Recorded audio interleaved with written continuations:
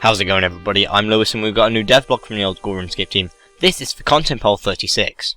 Content Poll 36 will be kicking off in poll booths near you this Thursday. They've got a lot to offer, including skilling pets, a lunar spell for checking the status of your farming patches, and much more. So let's start off with skilling pets. Since being added to the game last July, the mega rare pet drops from bosses throughout Old School have proven to be very popular.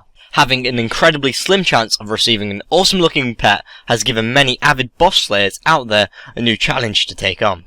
They'd like to give skillers an opportunity to get their hands on some pets too. In Content Poll 36, they'll be offering to introduce 4 skilling pets. These will be for the woodcutting skill, the mining skill, the fishing skill, and the hunter skill. The woodcutting pet will be a beaver and will be obtained whenever you chop trees. The mining pet will be a baby rock golem and can be obtained whenever you mine rocks. The fishing pet will be a heron and can be obtained whenever you fish at any spots. And similarly, the hunter pet will be a baby chinchomper and can be obtained when hunting chinchompers. In the same way that boss pets are very rare, very difficult to acquire, skilling pets will be incredibly rare. It will not be quicker to get any pet by doing faster, low-level activities, as the likelihood of receiving pets will be based on how long it takes to perform each action. So the question they're going to ask in the up-and-coming content poll will be, should they add mega rare skilling pets for woodcutting, mining, fishing, and hunter? Now I always thought that we needed some kind of mid-level pet, because at the moment we've got cats, and then that jumps all the way up to sort of jag pets and God Wars Dungeon boss pets. I'm unsure how much a skilling pet would actually be the mid-level between there. It will probably be a higher up level because they're not going to make it too easy to get. But there is something I find a bit strange about having skilling just for pets. The majority of skilling content doesn't provide a drop for the player, and I don't understand why a pet should be dropped for that. However, I do like the idea of getting more pets in-game that can be related to other skills, rather than just bosses. An interesting idea I saw on the 2007 RuneScape Reddit was that if skilling pets are introduced, we can make them a rare reward from skilling clue scrolls, which have been an idea that have been floating around for a while. However, I think the issue with that is when they straw polled them on the Q&A streams, they didn't actually get too many votes. So I'm a little unsure which way I'm going to vote when it comes to the poll. I'd like skilling pets to be introduced, but I'd much rather have them from something such as a skilling clue scroll, because you actually have to go out your way to do that, rather than just skilling and then you get the drop. It will make it a little bit more fun, and hopefully make the pets just a little bit rarer. Next, check farming patch spell. They'd like to add a spell to the lunar spell book that would allow you to check the status of all your farming patches, excluding those unlocked through quests. Casting the spell would open up an interface to show you how your crops are getting on without having to pay a visit to the patch to check. This spell will require 3 nature runes, 3 astral runes, and 8 earth runes. It will require 65 magic to cast. Please note, after this content poll, they'll be soon making a change that will prevent third-party clients from telling you the status of your farming patch remotely. The outcome of this question will not impact whether or not this change is made. So for example, if you're someone using that feature on OS Buddy, then even if this poll doesn't pass, you won't be able to see the status of your farming patches remotely after this. So, the question they'll be asking will be, should a spell that allows you to check the status of all your farming patches, excluding patches unlocked through quests, at once be added to the lunar spellbook? Now obviously this is a very useful tool, and many people use third-party clients to do this already. I definitely want the third-party clients to stop having that feature, so I'm going to be happy either way this passes. So a way to actually just check your farming patches would be quite nice, and I think a lunar spell is a really good way of doing that. Next, private chat position. So the question they'll be asking will be, currently, hiding your chat box will cause private messages displayed above the chat box to be hidden. Should they add a toggle that allows you to keep these private messages visible? So as we can see from this image, our good friend Nightmare RH has sent us a few messages. If we close down the main chat tab, we can still see the messages because we've toggled being able to see the private messages. I think that's quite a good piece of content for people that just want to see messages from their friends, and people that don't want to see all their public chat. Next, the corporeal beast combat requirements. After the release of the corporeal beast, a lot of players were experiencing issues with overcrowding and looting. This was heightened by the fact that the boss heals based on the number of players present in the room. To prevent these problems cropping up, they added a minimum combat requirement of 90 to enter the lair of the corporeal beast. This change was made as a temporary measure and was not polled.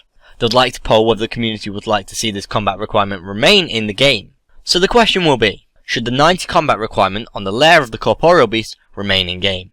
This requirement was added as a temporary measure to reduce the problems with losing and overcrowding when the corporeal beast was initially released. So I find this question kind of interesting, because this is a poll to keep something in game because it was a temporary measure. Now, I've never been to the corporeal beast because I don't see myself as a big PVMer. So I'm going to try and think about this on both sides of the spectrum. You've got the people that want to go and kill the corporeal beast, that are under level 90 combat. I don't know how many people fit into that category, but I'm sure there are some that exist. And then there's also the possibility of, once again, people coming in, overcrowding and taking people's loot. So there's both good and bad sides to this question. Part of me wants to say the corporeal beast shouldn't have any combat requirements. I believe in RuneScape 3 all there was that quest, and that's all you had to do. However, the other part of me wants to say that the corporeal beast is such a high level piece of content that it should at least have some kind of requirement. And I like the idea of at least 90 combat, because that means that if you're going to go and kill the corp, you've got a decent combat level. Although, that being said, there's not many noobs that want to go and try and kill the corp. So when it comes to questions like this, I really wish that we had an abstain or don't care option. Finally, in this devblog, we've got all the other questions. Should an impling log that displays how many of each impling you have caught be added to Old School? Some teleports allow you to switch to destination location. For example, the Varrock teleport after having completed the medium Varrock achievement diary. Should the option to switch to destination of such teleports be added to portals in the player-owned houses and house teleports? Should the defense requirement on blessed dragonhide chaps be removed? Should the mining guild teleport found on the skill necklace be replaced with a teleport to the Motherlode mine? Should the limit on honor points at Barbarian Assault be increased to 5,000 in each roll? Should a counter for queen kills be added to Barbarian Assault? Should wins and losses at the Jewel Arena be tracked and displayed? Should the colour of magic potions be changed to make them easier to tell apart from ranging potions? Should the special attack cost of the Blessed Saradomin Sword be lowered from 65% to 35%? When removing a piece of furniture from your player-owned house, you're given a warning message. Should a Don't Warn Me Again option be added for this warning? Should an additional attack style be added to the Trident? This would stop the Trident changing your selected attack style for other weapons after switching to it. This would not impact the combat bonuses of the Trident.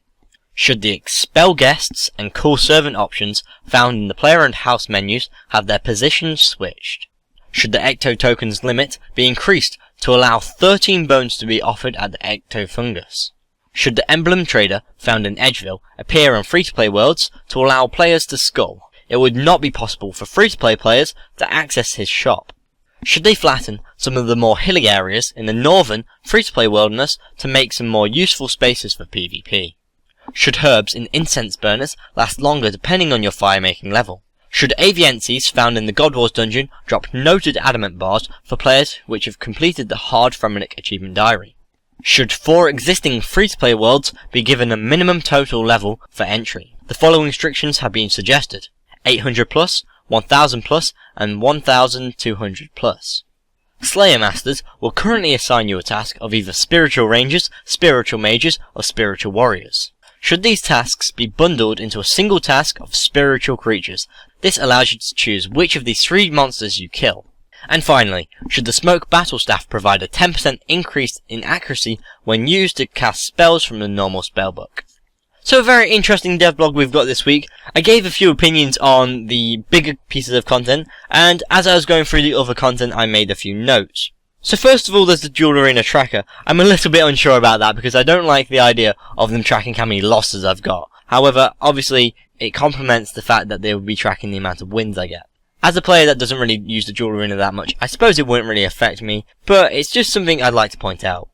They want to change the Blessed Saradomin Sword to use less special attack energy, which I think is kind of valid because not really many people use it. It's sort of seen as a bit of waste of money, and I believe the new Abyssal Bludgeon is potentially going to beat the Blessed Saradomin Sword as a crushed weapon. And seeing as the Blessed Saradomin Sword costs so much, I don't think many people want to see that happen. Now, I don't know too much about the Blessed Saradomin Sword at the moment. I know that it will make quite a big difference, although at the moment it does seem to be underpowered, especially when you compare it to the sort of price it is. They were also talking about adding a new attack style to the Trident. I don't know whether that's actually going to change the experience you're going to gain with it. Currently, I believe they're sort of magic experience and magic and defense like most staffs provide. However, a lot of the staffs have about 3 slots, so that when you do switch to a melee weapon, you're not just stuck in defense mode or something similar.